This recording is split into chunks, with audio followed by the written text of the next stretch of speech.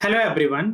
आप सभी के लिए एक इम्पॉर्टेंट अपडेट है कि IACS यानी कि Indian association for the cultivation of science, जो कि जादवपुर कोलकाता में स्थित है, ये एक यूनिवर्सिटी है। यहाँ पर जो PhD प्रोग्राम 2025 के स्प्रिंग सेशन के जो फॉर्म है वो स्टार्ट कर दिए गए। इसको चेक करने के लिए आपको क्या करना है, गूगल पर जाना है। गूगल पर जाने के बाद में आपको सर्च करना है IACS। जब आप IACS सर्च करेंगे तो आपको यहाँ पर इस तरह से इंटरफेस दिखाई देगा, जिसमें मेंशन है Indian association of cultivation of science. आपको इस पर क्लिक कर देना है। जब आप इस पर क्लिक करेंगे तो आपको यहाँ पर कुछ इस तरह से इंटरफेस दिखाई देगा। यहाँ पर एडमिशन नोटिस बोर्ड में आप देखिए, आपको दिख रहा है PhD admission in spring session 2025। आपको इस पर क्लिक करना है। जब आप इस पर क्लिक करेंगे तो आपको कुछ इस तरह से इंटरफेस दिखाई देगा। जब आप यहाँ पर क्लिक करेंगे तो आपको इस तरह से एक PDF दिखाई देगा, जिसमें पूरा डिटेल एडवर्टाइजमेंट दिया हुआ है। तो इसे मैंने पहले से डाउनलोड करके रखा हुआ है। चलिए इसे डिटेल में हम लोग चेक करते हैं। तो ये जो है वो आपका नोटिफिकेशन है। ये आपका नोटिफिकेशन 7/10/2024 को रिलीज किया गया था। स्प्रिंग सेशन 2025 के लिए है।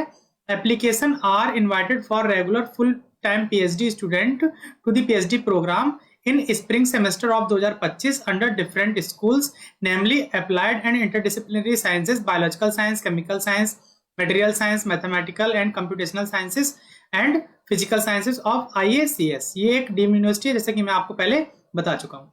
बात करते हैं यहाँ पे एलिजिबिलिटी की, तो 55% और उसके इक्विवेलेंट होना चाहिए मास्टर्स में।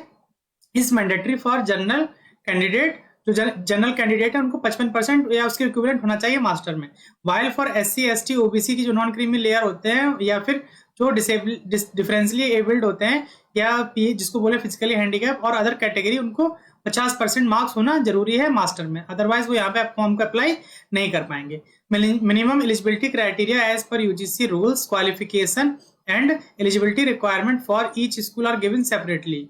ठीक है, तो ये यहाँ पे आपको ध्यान रखना होगा। Section of the regular full-time student will be done on the basis of their academic record, their performance in the appropriate national level examination, and finally their performance in the written test and or interview as decided by the respective school। जो भी इसके बाद में आपका interview या जो भी exam वगैरह होगा, उसके हिसाब से आपका यहाँ पे सिलेक्शन लिया जाएगा। ये आप कुछ और पॉइंट देख लीजिए, जैसे एज रिलैक्सेशन यहाँ पे दिया जाएगा। जो SC ST या OBC की जो नॉन क्रीमी लेयर है, जो फिजिकली हैंडीकैप कैंडिडेट होते हैं, उनको यहाँ पर ये एज रिलैक्सेशन दिया जा रहा है। Merely satisfying the eligibility criteria does not guarantee that a candidate will be shortlisted for interview। ऐसी कोई गारंटी नहीं है कि अगर आप एलिजिबिलिटी रखते हैं तो आपको इंटरव्यू के लिए शॉर्टलिस्ट कर ही लिया जाएगा। ये चीज आपको यहाँ पर ध्यान रखनी है। As per ISC/SC CSIR UGC inspire rule के हिसाब से आपको यहाँ पे फेलोशिप दिया जाएगा। एज लिमिट की बात करते हैं तो should be below 28 year on closing date of application. यानी कि जो इस फॉर्म को फिल करेंगे, जो लास्ट डेट है जो कि नवंबर महीने में है, उससे पहले पहले जो है वो आपकी एज जो है वो 28 साल की अंदर अंदर होनी चाहिए। अगर 28 साल से ऊपर के हैं आप तो यहाँ पर एलिजिबल नहीं होंगे। अगर किसी कैटेगरी से बिलोंग करते हैं तो उसके हिसाब से यहाँ पे एज रिलैक्सेशन यहाँ पर दिया जाएगा। ये पॉइंट आपको ध्यान में रखना है। नेशनलिटी की बात करते हैं तो the applicant must be an Indian citizen, या इंडियन सिटीजन होना कंपलसरी है। अगर आप इंडियन सिटीजन नहीं है तो आप इस फॉर्म को फिल नहीं कर पाएंगे। सिलेक्शन प्रोसीजर की बात करते हैं तो applicants will be short listed on the basis of merit by different schools only. Shortlisted candidate will be informed via email and called for a written test and or interview to be decided by the school। जो school से वो decide करेंगे कि आपका written test लिया जाएगा या interview होगा, या दोनों भी लेना चाहें तो वो ले सकते हैं। For the final selection, ISA hold full right of choosing a candidate and even not selecting any in case suitable applications are not received। अगर उनको लगता है कि उनको suitable applicant नहीं मिले हैं तो वो हो सकता है कि किसी भी पोस्ट के लिए किसी भी स्टूडेंट को सेलेक्ट ना करें।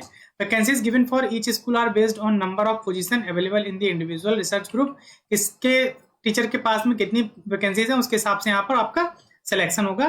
बात करते हैं एप्लीकेशन प्रोसीजर की, तो application have to be made online. Link यहाँ पर दिया हुआ है, इस पर जाकर के आप फॉर्म को फिल कर सकते हैं। इसको मैं वीडियो के डिस्क्रिप्शन में दे दूंगा, वहां से जाकर भी आप फॉर्म को आसानी से फिल कर सकते हैं।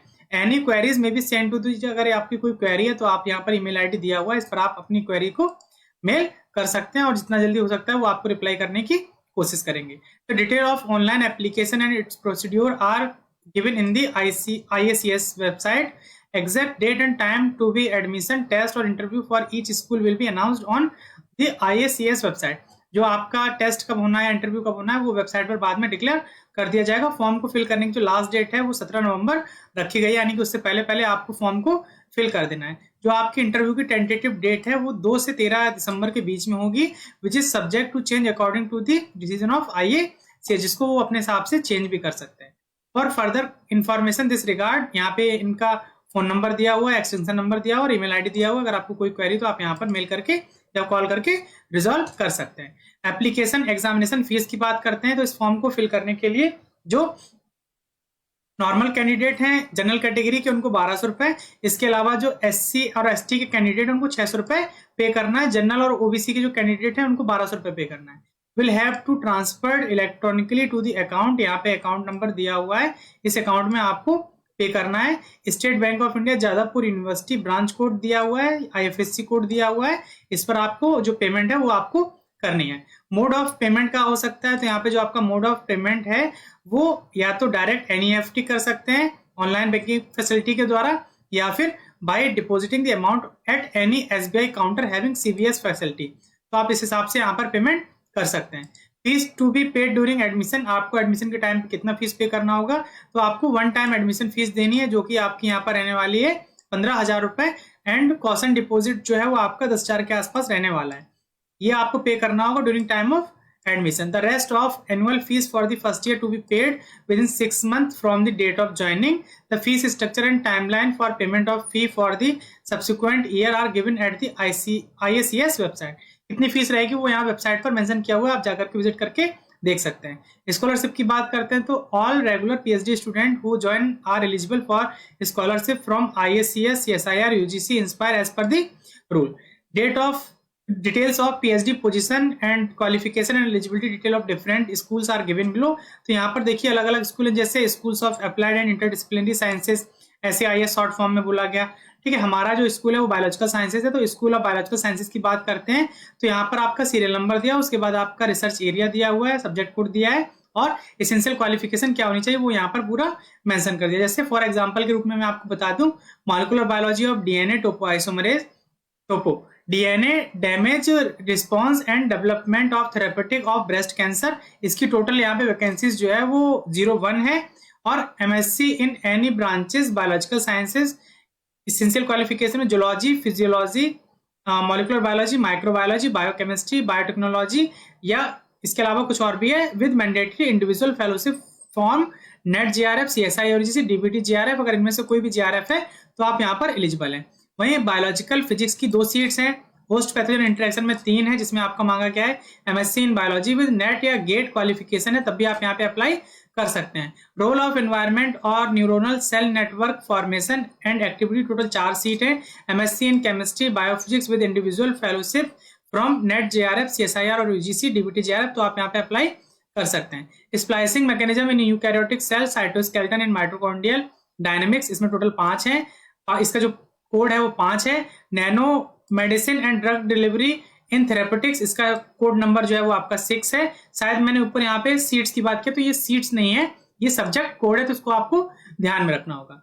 Nano medicine and drug delivery in therapeutics, cancer biology, cancer immunology, organic bioactive molecule synthesis, peptide based bio materials in health, ये सारे यहाँ पर रिसर्च एरिया हैं, इनकी एलिजिबिलिटी यहाँ कॉलम में मेंशन की गई है। आप इसको देख करके आपका जिस फील्ड में इंटरेस्ट हो उसके हिसाब से आप फॉर्म को फिल कर दीजिए। नीचे स्कूल ऑफ केमिकल साइंसेज के लिए दिया हुआ है, उसके बाद फिजिक्स साइंस के लिए दिया हुआ है, मटेरियल साइंस दिया हुआ है, कंप्यूटेशनल साइंसेज दिया हुआ है।